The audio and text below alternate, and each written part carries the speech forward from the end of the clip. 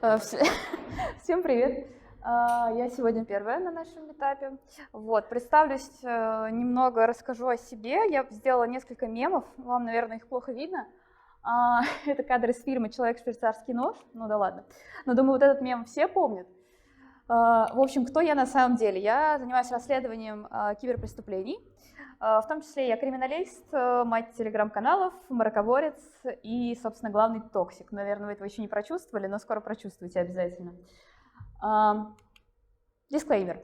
Все, что я буду говорить сегодня, это мое личное мнение абсолютно, оно ни с кем не обговорено, скажем так. Если вы найдете в каких-то фразах себя, пожалуйста, не обижайтесь, вот, и, пожалуйста, не думайте, что я говорю именно про вас. О чем сегодня вообще будем говорить? Будем говорить о том, какие ошибки много людей совершает, пытаясь стать хорошими аналитиками, в том числе и асинт-аналитиками. Я занимаюсь этим уже, наверное, более 6 лет, вот, поэтому я сделала некоторые выводы, ошибки, которые я в том числе совершала, поэтому сегодня будем говорить о том, как этого избежать и как вообще распознать, что вы идете по какому-то не такому пути. Так вот, первый миф, о котором все, наверное, знают, и я уже несколько раз об этом много кому говорила, асинт — это не сфера деятельности. Это не сфера деятельности. Если вы думаете, что ваша профессия асинтер, это не так. Асинт — это просто навык, который позволяет вам искать информацию. Вы можете использовать абсолютно асинт в разных сферах жизни. Вообще, кому он нужен? Тут, наверное, тоже вам будет... Это очень интересный мем, но ни хрена не видно, поэтому почитайте его потом. Есть такой сайт прекрасный, который называется Asint Jobs. Там публикуются различные вакансии, связанные с асинтом. И там есть прекрасная такая вкладка, которая позволяет вам фильтровать вакансии по сфере. Я не поленилась, я посмотрела все сферы, которые есть там, и выписала, вот, собственно, вам на слайд. Как вы видите, асинт не ограничивается асинтом, это могут быть абсолютно разные сферы, включая журналистику, включая какую-то военную разведку, да, включая все что угодно, абсолютно, где вы можете применить навык поиска информации. Поэтому не говорите, что вы занимаетесь асинтом, но называйте какие-то специальные свои навыки, которые позволяют... Дико извиняюсь. Не надо. Нет. Сегодня обязательно условие, все спикеры вот в таких шапках будут. Обязательно. Ну, в общем, да, то есть мы можем говорить о том, что асинт — это все-таки навык, который можно развивать, это не сфера деятельности, по которой развиваетесь вы. Второй миф, который также очень сильно развит, скажем так, в нашем российском сообществе, это то, что как можно больше у вас должно быть инструментов, я должен подписан быть на все каналы, которые публикуют какие-то инструменты, я должен сохранять все вкладки в браузере и так далее, и так далее. На самом деле это не так. У вас должно быть как можно больше методов, которыми вы работаете, а не инструментов. Объясню на примере. Все, думаю, видели. Поднимите вообще руку, кто видел вот такие вот StartMe. То есть это просто... Все сначала постеснялись, потом такие, ладно, я признаюсь. Очень много таких панелек, да, в которых собраны инструменты. Поднимите тогда руку, кто пользовался всеми этими инструментами. Вот, как бы с телеграм-каналами то же самое. Извини, человек, если ты находишься здесь, и ты написал это сообщение в одном из асинтерских чатов, человек, собственно, если вам не видно, он просит инструменты для асинта Duolingo. Duolingo, кто не знает, это такая программа, которая позволяет вам изучать языки. И раньше у нее был форум, да, на котором люди просто переписывались и делали какие-то совместные вещи. Так вот, Duolingo, как я уже сказала, это просто форум. Он состоит там из различных досок, у него есть пользователи там, и так далее. Поэтому, собственно, никаких инструментов специально для того, чтобы найти какую-то информацию на Duolingo, вам не нужно. Вам нужно знать, какие методы поиска применяются на форумах. Заходи, пупсичек. А какая разница вообще между методами и инструментами? Да? Предположим, у нас есть какой-то почтовый адрес на Gmail, и нам нужно извлечь из этого Google ID. Это, естественно, будет являться методом.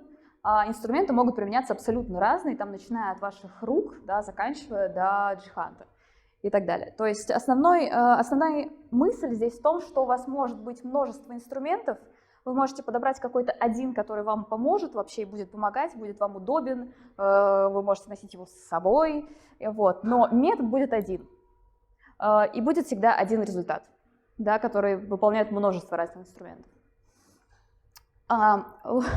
Дополнительно хочу сказать также про ботов, которые сейчас очень сильно популярны, и все считают, что это как бы основа асинт. На самом деле нет.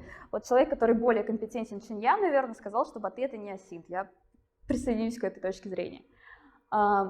Также вот сегодня, недавно утром, было прекрасное сообщение в одном из безопасных каналов, скажем так.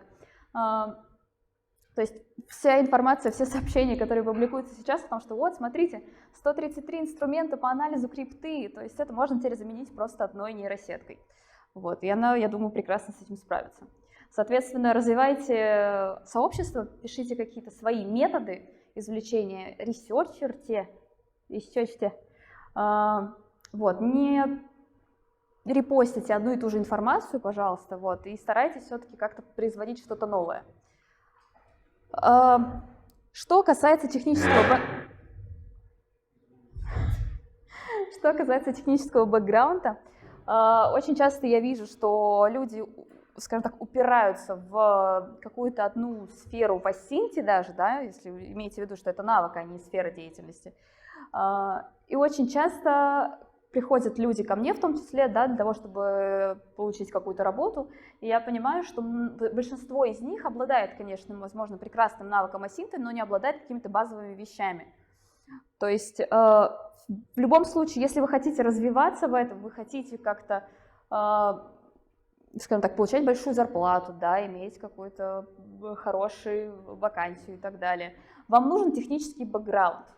Да, как бы вы этого не хотели, вы должны знать, что такое IP-адреса, как они взаимодействуют с доменами и так далее. То есть, как бы вы этого не хотели, вам все равно придется это изучать рано или поздно, естественно, если вы хотите развиваться в этом. Как пример, опять же, вернемся к Asint Jobs, да, сайту. Специально взяла вакансию, где в названии есть слово Asint. Вроде бы прекрасно, да, как... Все мы хотим быть асинт-специалистами, но если мы посмотрим внимательно на вакансию, вам, наверное, опять этого не видно. Видно, прикольно.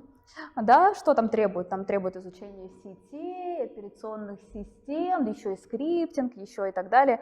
В общем, плохая вакансия на самом деле, да, то есть довольно много всего нужно уметь делать, чтобы попасть на нее. Но, опять же, это показывает то, что асинт, как бы, это всего лишь маленький навык из всего того, что вы должны уметь, чтобы попасть на какую-то похожую вакансию. Объясню почему. Представим себе интернет, да, где все мы обитаем, где все мы работаем и так далее. Представлено оно очень сильно упрощенно. Есть два компьютера, да, есть какая-то сеть. Так вот, для того, чтобы понимать, как это работает, а следственно и быть хорошим аналитиком, вам нужно знать всего лишь 3 вещи достаточно.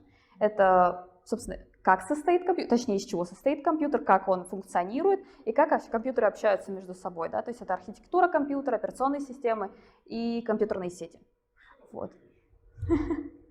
Ну, как бы скажем, это база, да, на которой вы можете построить какую-то свой набор навыков, но это вот прям основное, которое не хватает практически 90% людям, которые, скажем так, стучатся ко мне, да, для того, чтобы получить какую-то вакансию, связанную с расследованием киберпреступлений.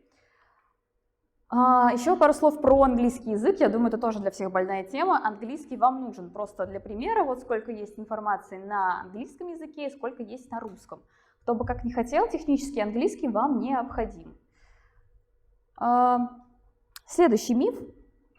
Очень многие люди, которых я знаю, они практикуют, они записывают всю найденную информацию в текстовик. Ну, как бы не надо так делать, пожалуйста. Чем лучше вы определите информацию, которую вы нашли, тем лучше вы ее запишете и организуете, тем успешнее у вас будет результат. Еще немножко аналогий. Представьте, что у вас есть такой клубок каких-то ниток, да, красных, и вы потихоньку их распутываете для того, чтобы сделать свитер. Да? Ну, я думаю, все наушники распутывали или еще когда-нибудь. Вы просто вытягиваете некоторые нитки, да, для того, чтобы получить какой-то целый результат. Так вот, у меня, наверное, к вам вопрос. Чем данные отличаются от сведений? Сведения — это обработанные данные, и это тот результат, который мы хотим достичь, когда производим аналитическую работу с этими данными. Мне приятно, спасибо. Я потом тебе все скажу. Так вот, да, в принципе, данные в данном случае это клубок, то есть это что-то запутанное, это что-то непонятное, да, что нужно распутать и сделать из этого что-то прекрасное, понятное, с каким-то назначением. Для того, чтобы представить информацию в наиболее простом виде, чаще всего используют так называемые майнд-карты, да, которые представляют как раз суть какого-то описанного предмета. Да, то есть если мы говорим применительно к расследованию киберпреступлений, это может быть какой-то центральный инцидент, да, который будет описывать, что произошло. И дальше у нас будут ходить такие деревья, которые будут конкретизировать уже один большой термин.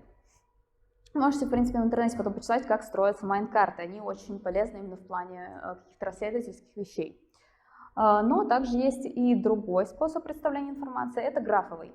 Графы описывают связи, да, если вот майнд-карты — это какая-то некая форма представления информации, которая позволяет нам анализировать эту информацию, то графы как раз нам помогают иллюстрировать эти связи между собой. Следующий миф – это привычка придумывать постоянно какие-то сложные пути, какие-то сложные объяснения, сложные цепочки. Вот все думаете, что, я не знаю, там какой-то теории заговора и так далее. На самом деле все гораздо проще. Да? То есть самое простое объяснение всегда кажется самым верным. Ну, это такая истина, которую очень сложно опровергнуть. Почему? Да? Я думаю, все знают, что такое бритва Оккама. Да, то есть это многообразие не следует предполагать без необходимости, то есть, как я уже сказала, из самых возможных объяснений самое простое будет верным. Но в том числе есть и вторая бритва, это бритва Хенлона, да, что никогда не приписывайте злому умыслу то, что можно объяснить простой глупостью. То есть если вы находите что-то, и это настолько глупо, что вы такие, ну нет, такого не может быть, скорее всего так и будет. Ну, то есть это прям правило. Да, или, как сказал Пелевин, миром правит не тайная ложь, а полная лажа. Вот это то, что происходит. То есть всегда выигрывает глупость. Как это вообще можно применить в расследованиях, да, в Асинте и так далее? В основном мы используем индукционный метод, когда расследуем, например, какой-то инцидент. Хотя, да, все помнят Шерлока и как его дедукция помогала ему приходить к цели, но на самом деле в основном это все-таки индукция. Да, и все видят, что на схемке мы ставим гипотезы, да, то есть иначе без гипотез мы дальше иногда можем не продвинуться. То есть нам нужно что-то предположить, что-то опровергнуть или что-то подтвердить, чтобы двинуться дальше. Так, собственно, обычно происходят следующие шаги. Да, мы получаем какие-то данные, мы ищем какие-то закономерности или, возможно, выясняем какие-то обстоятельства. Далее мы строим какую-то предварительную гипотезу, которую нам необходимо, скажем так, выявить из закономерностей, которые у нас есть. Далее мы создаем какую-то теорию, да, из этих гипотез, то есть мы говорим, что вот это произошло, например, таким-то образом, через такое обстоятельство и так далее. И дальше мы должны, как я сказала, уже подтвердить или опровергнуть данную теорию и гипотезу. Ну а дальше мы по кругу потом из-за этого получаем новые данные, если мы подтверждаем теорию, если нет, то данных мы не получаем, ищем что-то еще и так далее. Поэтому очень важно быть достаточно скептичным, быть осознанным, не придумывать какие-то странные гипотезы, максимально все упрощать. Следующий миф, да, вот, так сказать, обложиться максимальным количеством фигур, упереться просто в анонимность по самой не балуйся. Как человек, который множество раз видел лиц, совершивших киберпреступления в глаза, могу сказать вам, что это не работает. Ну, то есть вы можете для того, чтобы там, условно говоря, для того, чтобы зайти там в какую-то ВКшку, да, зайти через Tor, VPN, Tor, VPN, через сферу, Honix и так далее. Это не суть важно на самом деле. Как я уже написала на слайде, это все не важно, если вы не преодолеваете точку невозврата. Давайте поясню все-таки, что это такое. Вот так вы примерно выглядите в сети, когда вот открываете все свои анонимные штуки. Да, они могут быть рабочие, да, они действительно могут вас как-то скрывать, там, ваше местоположение и так далее, и тому подобное. Но, во-первых, антидетект браузера, они детектятся. Как бы они ни писали в своем описании, как бы возможно вполне их задетектировать.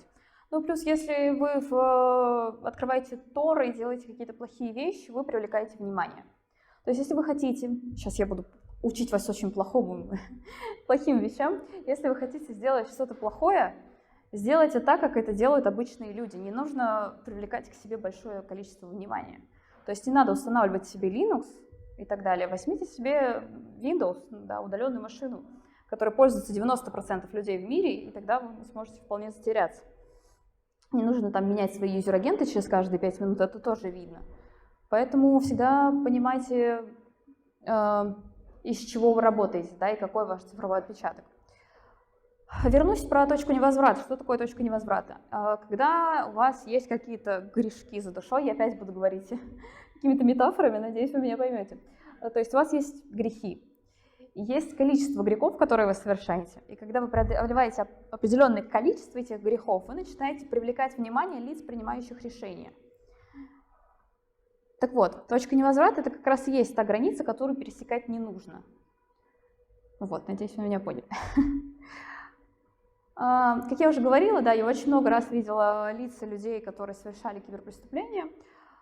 И очень часто мне попадалось, например, на точнее, на осмотр различные компьютеры хакеров и так далее, да, условно говоря. Очень часто я вижу там всякие торы, сферы и так далее, всякие антидетект-браузеры.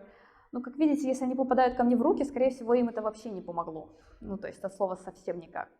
Также в логах очень часто встречается то, что вы видите там какой-то VPN очень известный, да, или наоборот просто, скажем так, собственный VPN, и там через какую-то долю секунды вы видите реальный IP-адрес хакера. Ну, потому что просто VPN отвалился. Это как бы, да, это прекрасно, то, что у тебя есть VPN, но он отваливается, он имеет свойство отваливаться. Это тоже нужно всегда помнить. Да, kill-свитчи есть. Это, скажем так, опция, которая позволяет вам не выходить в интернет без включенного VPN. Но, опять же, возвращаемся к бритве Хелтона. Да, если что-то можно объяснить глупостью, то, скорее всего, глупость будет. Да? Вот как бы прекрасное предложение, которое это все записывает. Никто этим не пользуется, в этом проблема. Как бы все думают, что и так пойдет, и так нормально.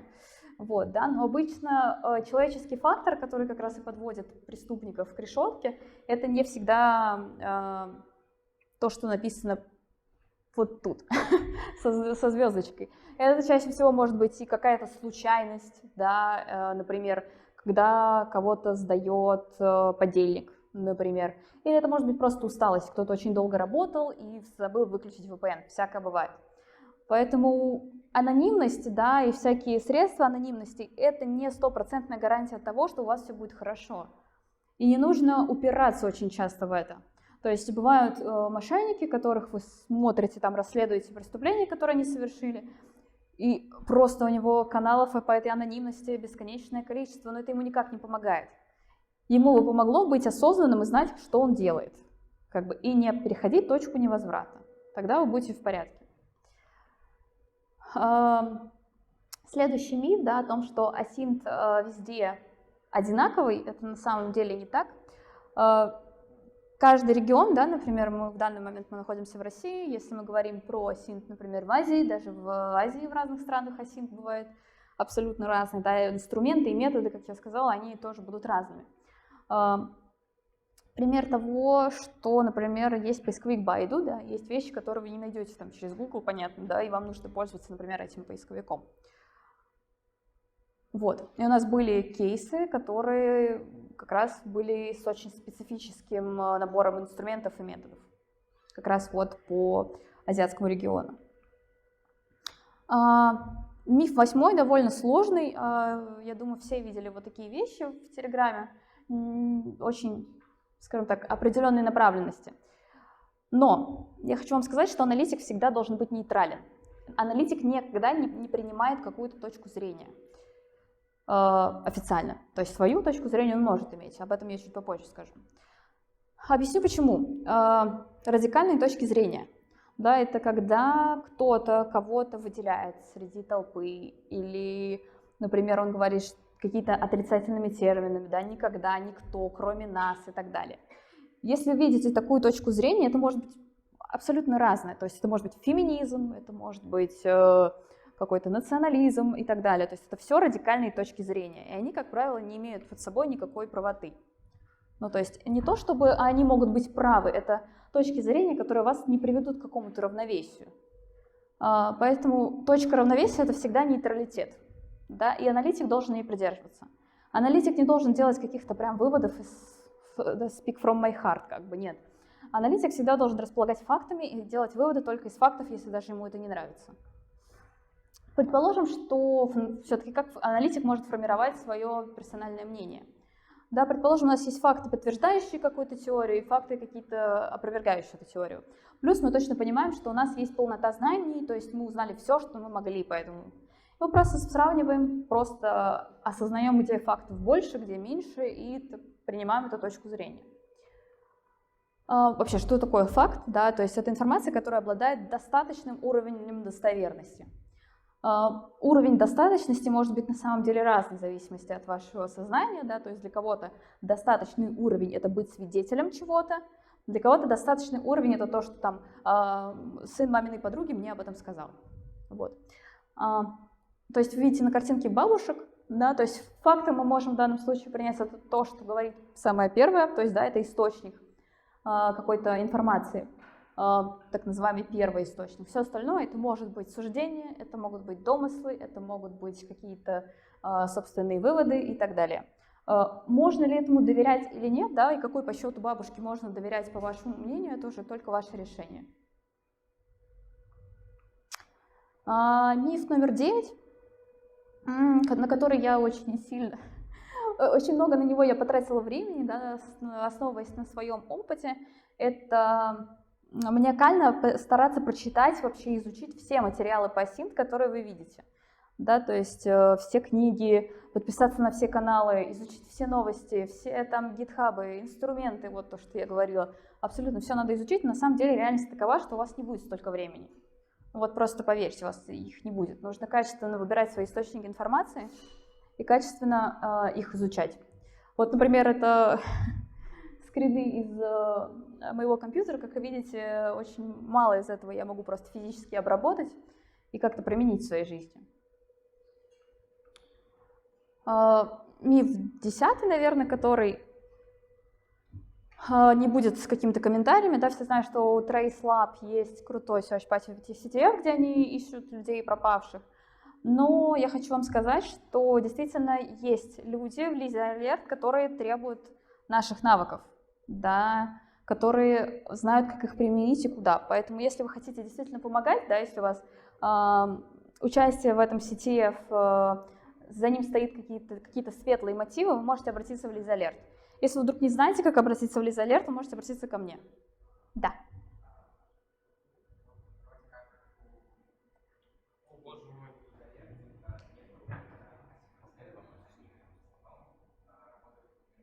Я сама просто не слышу. Простите, пожалуйста, можете принести микрофон?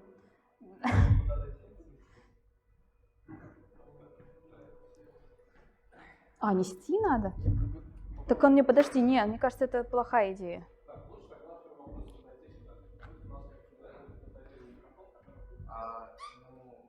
Все еще не слышно, поближе. Насколько я знаю, у Lizzy нету никаких исследований. Они в основном работают все-таки с БПЛА, беспилотными летательными аппаратами. Насколько я знаю, к ним нельзя обратиться, чтобы помочь в расследовании пропавших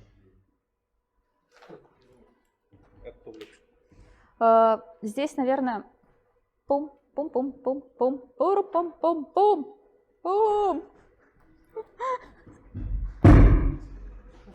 Его надо отлупить, прежде чем говорить, или что, скажи мне. Здесь есть две стороны медали. Да, то есть если ты хочешь помочь, например, просто с собой, предоставить себя, ты это всегда можешь сделать. Если мы здесь говорим про какую-то техническую помощь, она им бывает нужна ситуативно. Если ты действительно хочешь им помочь, ты можешь сказать, вот есть я, вот есть мои контакты, пожалуйста, обращайтесь, если вам нужна будет помощь. И бывают у них такие ситуации, когда им нужна эта помощь. Вот. Так вот, это конец на самом деле был. Если есть у кого-то вопросы, вы можете обращаться, да.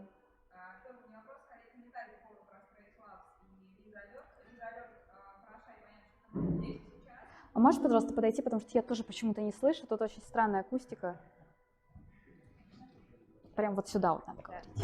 По поводу TraceLabs и Visa Alert. Visa Alert хороша тем, что это здесь и сейчас, это наши граждане, мы можем им помочь. Но у TraceLabs есть такое неоспоримое преимущество, о котором ты упоминала на самом деле. Вот эту вот разносторонность и разный осин в разных частях мира, потому что TraceLabs собирает данные о людях, пропавших, не со всей планеты, но из разных ее регионов. Вот, и таким образом можно поискать пропавшего человека, не знаю, в Германии, в Австралии, в Канаде. И это позволяет вам изучать, опять-таки, разные региональные инструменты и особенности данной страны, и таким образом как бы наращивать ваш осинт-арсенал и в плане методов, как Пандора говорила, и в плане инструментов. То есть, на мой взгляд, это немножко несравнимые вещи все-таки, личное мнение. Вот. Здесь очень много... Спасибо. Ну, здесь, наверное, скажу, что много несравнимых вещей, да, опять же, как я сказала, это мое личное мнение, которому я стараюсь придерживаться, но все-таки действительно я поэтому и сказала, что 10-й пункт будет, наверное, без каких-то комментариев, потому что каждый для себя должен сделать какой-то вот выбор в пользу этой пропорциональности. То есть кто-то вообще не хочет выходить из дома, хочет сидеть просто в своем компьютере, а кто-то действительно хочет помочь, он просто не знает как. Поэтому я посчитала своим долгом просто сказать об этом, что такое существует, потому что вот как молодой человек сказал, да, что им как бы не надо, а на самом деле им очень надо. Вот. И я сказала, что я могу говорить, в принципе, достаточно громко. Что касается ботов, тут, конечно, есть два стула на самом деле. Боты бывают хорошие, но когда все закручивается только на этих ботах, мы как бы застреваем в некой петле, да, то есть когда змея кусает свой хвост. Мы не двигаемся, мы разрабатываем просто ботов. Каждый обязан, да, разработать своего бота, если он там аналитик. То есть не нужно это поощрять. Давайте просто создавать какие-то новые крутые инструменты. Как бы. В этом суть. Да, типа, по поводу инструментов не очень понятно, какие инструменты сейчас нужны, какие создавать. Как бы, окей, сложность разработки в том, что нужно агрегировать очень много информации, это жуткий хай-лоуд, это сразу несколько базаров, но, в общем-то, речь не об этом. Но спасибо за ответ. И по поводу там, типа, того, что вот согласен с выводом того, что там, всех очень легко поймать, потому что рано или поздно проходится, но здесь есть такая небольшая типа опаночка, что в действительности ловят самых low-level хакеров, которые не сильно разбираются в безопасности, и, как правило, это даже не авторы софта, не авторы эксплойтов, не авторы payload, это ребята, которые просто купили этот софт и пошли его использовать. То есть, типа, насколько я знаю, насколько мне известно, даже вот по опыту группы IT, в действительности, то есть половина ребят, которые там ловят на хакинге, это люди, которые вообще ничего не разбираются в IT, это люди, которые просто купили типа эти вещи. Помните, да я... А можно я могу ругаться матом? Да. А ты мне почему-то в начале не сказал. Так вот, Алло! Держи, пожалуйста, я больше не могу. Короче, что касается рейвелов, да, все помнят, да, все такие крутые ребята, но как бы большинство из них сидит. Сейчас, может, где-то сезон, но суть в том, что их поймали. Как их поймали? Их поймали по отслеживанию крипты. В основном, конечно, поймали дропов, но все равно это довольно специфическая, скажем так, часть драйвела. Там есть две версии, как их поймали, одна из...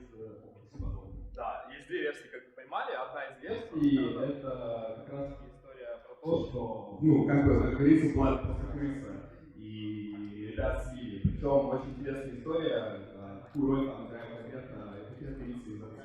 То есть там, не только Орн повлиял. Есть другой пример. Мне не надо, спасибо. Есть другой пример. Например, есть группировка Конти, да, которая тоже довольно скилловая.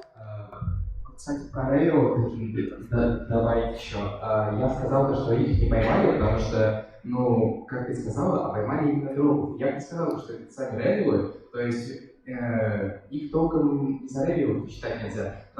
Ты видишь сейчас Rail? Ты видишь сейчас какую-то активность Rail?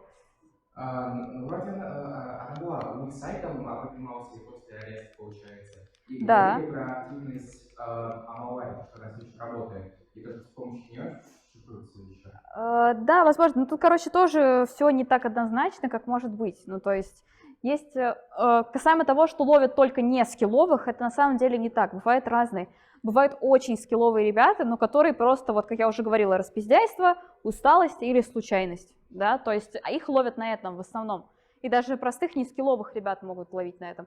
Нескилловых ребят ловить не круто, потому что они очень легко щелкаются, ну, типа как семечки. Если мы говорим про какой-то мошелловый, там, типа, на досках объявлений, ну, типа, это очень просто и скучно, ну, вот, честно говоря. И это не... Скажем так, этому очень сложно как-то продать. Все, я закончила.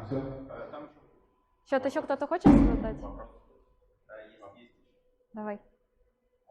Ну, ты можешь прийти сюда? Микрофон будет держать я. Все еще не работает. Раз. Нет, говори прямо вот в эту вот штучку. Раз, два. Ты можешь просто транслировать, ну типа. Раз. Давай я просто громко буду говорить. Давай-ка можешь вот сюда сказать. Ой.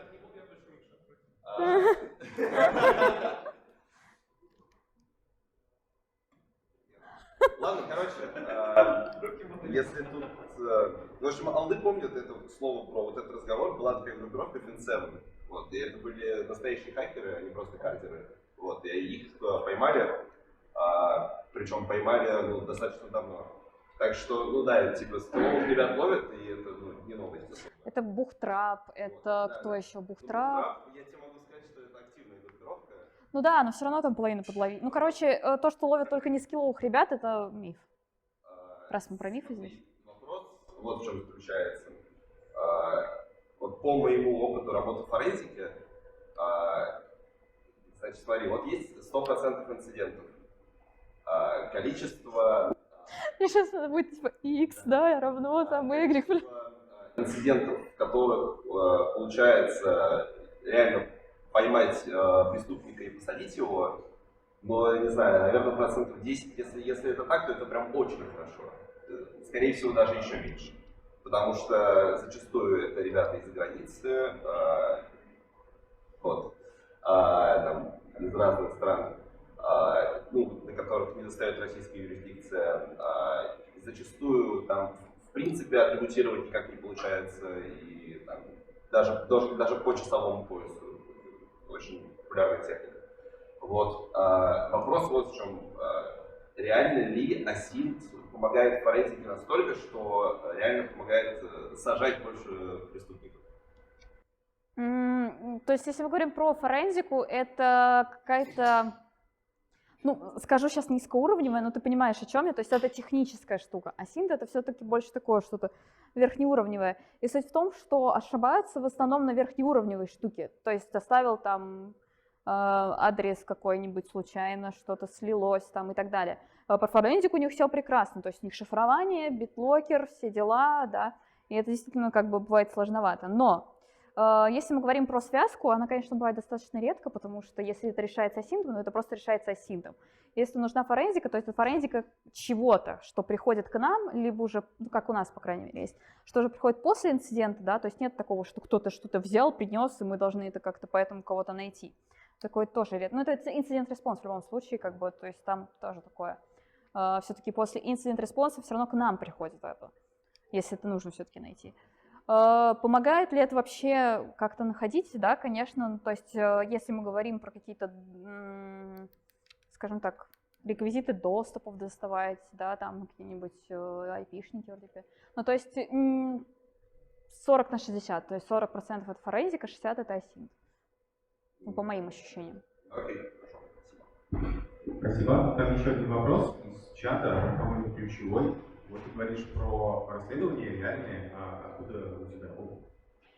Я должна сказать, что ну, я типа... Ты можешь собственно словами сказать. Я работаю, я делаю деньги. Что? Я делаю, ну, я как бы работаю, действительно, моя официальная профессия, то есть у меня в трудовой книжке прописано, что я специалист в департаменте расследования высокотехнологичных преступлений. Вот, если кому-то это было интересно, да, то есть я... Клево. То есть я работаю, да. Я тот человек, который получил настоящую вакансию асинтера, как бы, вот, да. Итак, с нами был специалист по расследованиям киберпреступлений Пандора. Похлопайте. Я, кажется, очень близко стою.